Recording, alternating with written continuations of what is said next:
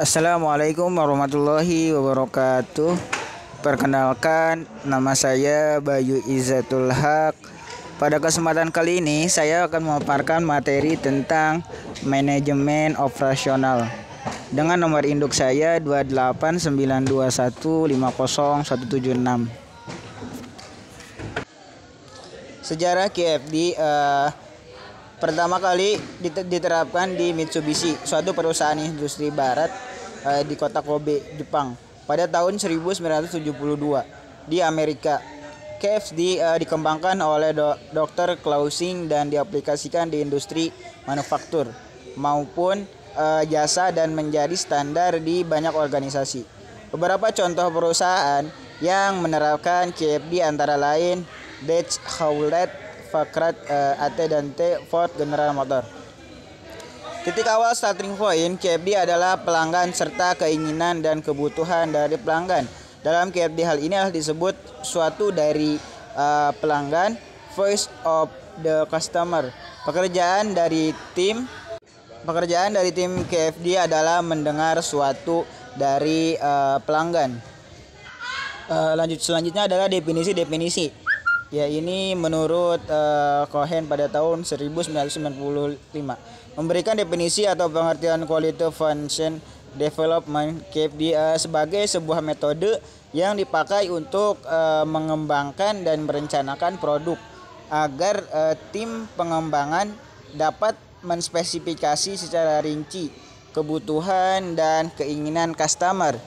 Kemudian menurut Elmer pada tahun 1995 memberikan definisi atau pengertian quality function development KFD sebagai sebuah metode perbaikan kualitas yang didasarkan pada pencarian input secara langsung dari konsumen untuk selanjutnya dipikirkan bagaimana cara memenuhi input tersebut. Kemudian menurut Dodge pada tahun 1995 memberikan definisi atau pengertian quality function development adalah sebagai proses perencanaan sistematis yang diciptakan untuk membantu perusahaan mengatur semua elemen yang diperlukan untuk mendefinisikan, merancang dan membuat produk atau menyajikan servis yang dapat memenuhi kebutuhan customer-nya. Proses KFD dimulai dengan suara pelanggan dan kemudian berlanjut melalui 4 aktivitas utama, yaitu 1. Perencanaan produk planning, menerjemahkan kebutuhan-kebutuhan pelanggan ke dalam kebutuhan-kebutuhan teknik. Yang kedua, desain produk, menerjemahkan kebutuhan-kebutuhan teknik ke dalam karakteristik komponen. Yang ketiga, perencanaan proses, mengidentifikasi langkah-langkah proses dan parameter-parameter serta menerjemahkan ke dalam karakteristik proses. Adapun yang keempat, perencanaan pengendalian proses, menetapkan atau menentukan metode-metode pengendalian untuk mengendalikan karakteristik proses.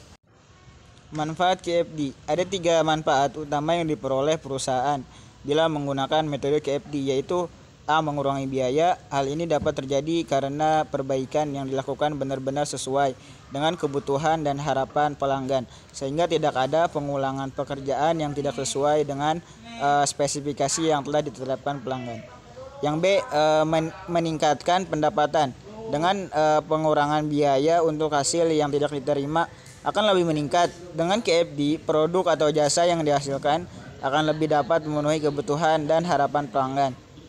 Yang C adalah pengurangan waktu produksi. KFD adalah kunci penting dalam pengurangan biaya produksi. KFD akan membuat tim pengembangan produk atau jasa untuk membuat keputusan awal dalam proses pengembangan.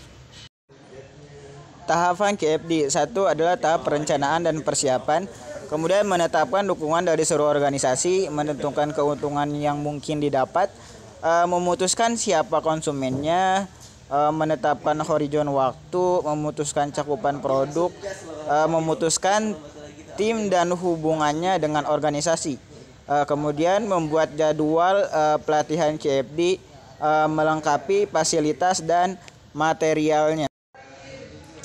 Yang kedua adalah pengumpulan voice of customer. Langkah-langkah pada tahap ini secara ringkas dapat dijelaskan sebagai berikut. mengklasifikasi kebutuhan pelanggan, mengumpulkan data-data kualitatif, analisa dan pelanggan, kuantifikasi data. Tahap penyusunan host of quality menurut Cohen tahun 1992, tahap-tahap dalam menyusun rumah kualitas dalam sebagai berikut. Tahap 1, matrik kebutuhan pelanggan. Tahap 2, matrik perencanaan. Tahap 3 adalah respon teknis.